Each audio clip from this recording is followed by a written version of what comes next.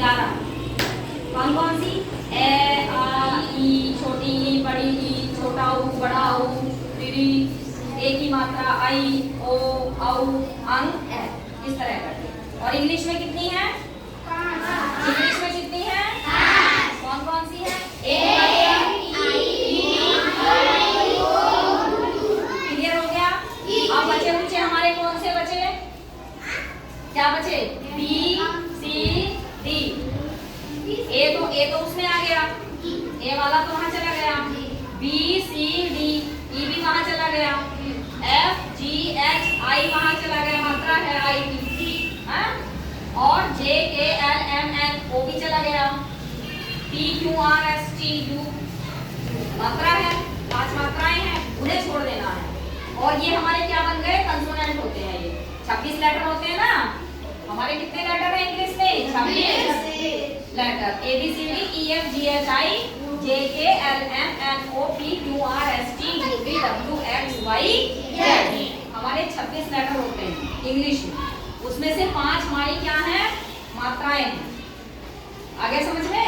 एक ही मात्रा लगाना, बस 5 ही है। हिंदी में तो 11 है और 33 स्वर, 33 क्या है? व्यंजन है और 11 स्वर है, तब जाके बनता।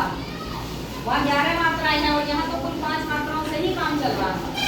कौन कौन सी? ए की मात्रा देगा, आई की मात्रा दे देंगे, ई की मात्रा हो जाएगी तो इसमें दोनों मात्राएं कवर हो जाएंगी। ऐसे ही आई की हो जाएगी, बड़ी ई की। ओ की मात्रा ओ कर लिया कवर, है ना? ए और यू की मात्रा हो गई, ये वाला आ रहा है ना आवाज में? यू की मात्रा, ओ की, आई यानी कि बड़ी छोटी वो लगाएंगे, जैसा जैसा हमारा वर्ड होगा उसके अकॉर्डिंग। तो कभी भी जब भी हमारा कोई भी वर्ड, कोई भी शब्द हमारा ए से, ई से, आई से, ओ से और यू से शुरू होगा, जैसे ई डबल जी क्या होता है?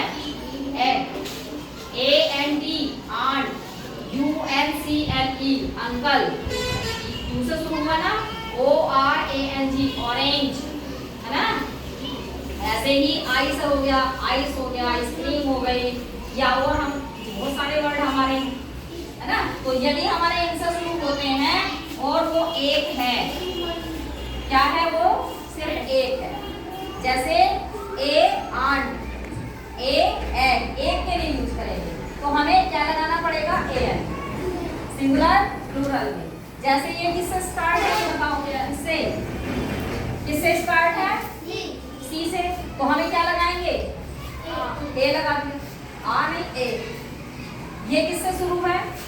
टी हमारा कहाँ आ रहा है? मात्रा तो है नहीं, मात्रा नहीं है ना, तो हम कहाँ लगाएंगे? ए लगा देंगे। और यदि हमारा ये होता,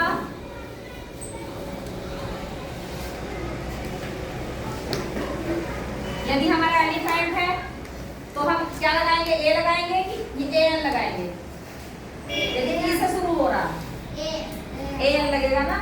तो क्लियर हो गया? ए एन कहाँ आना है? एक के लिए, और प्लूरल है तो हम एस लगा देंगे, एस या एस लगाएंगे। देखिए ठीक है, कंसोनेंट है ये, सबके साथ ए लगेगा। देखो जैसे ए बॉय, एक लड़का। कभी भी सेंटेंस जब बनाएंगे और आता है this is book, this is a book, आया ना ए। और यदि बहुत सारी बुक है तो बुक्स कर देंगे बस, this is, these are books, है ना? दिस भी बदलना पड़ेगा, इसकी जगह लगाना पड़ेगा, तो वो पूरा सेंटेंस ही चेंज होगा। लेकिन जब भी कभी हम एक के लिए यूज करेंगे, ए टेबल, ए चेयर, ए क्या है? हाँ क्या बोलते हैं इसको? गॉगल्स। और ए बॉक्स हो गया, ए टेबल हो गई, ए या आ गया बॉक्स, ए बुक आ गई, बुक। तो क्या ए लगा रहे हैं कि ए एन लगाएंगे? क्या लगाएंगे? हाँ, ईयर, ईयर में क्या लगाएंगे? देखो ये लिखा है ईयर, ईयर माने कान, बताओ क्या लगाएंगे? ईयर, हैं? ए एन लगेगा ना?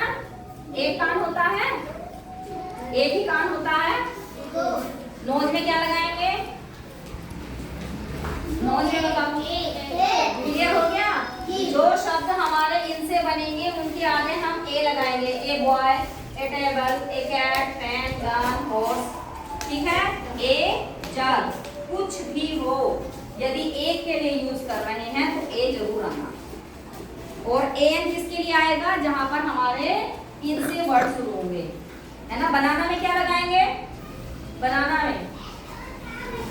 में बताओ क्या लगाएंगे, बनाना। क्या होता है बनाना मीन्स, क्या लगाएंगे हम, ए बनाना, एप्पल।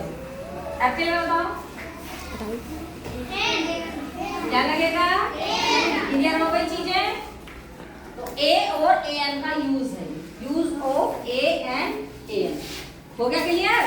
जब कभी भी कोई भी शब्द हमारा ए एन से शुरू होगा, ए ई से शुरू होगा, या आई से शुरू होगा, ओ से शुरू होगा, यू से शुरू होगा, तो हम वहाँ ए एन लगाएंगे। और यदि हमारे बच्चे कुचे हैं, कोई भी आ रहा है, तो वहाँ हम ए लगाएंगे, एक के लिए, सिंगुलर के लिए। और प्लूरल में एस या यस लगेगा। क्लियर हो गया सबको।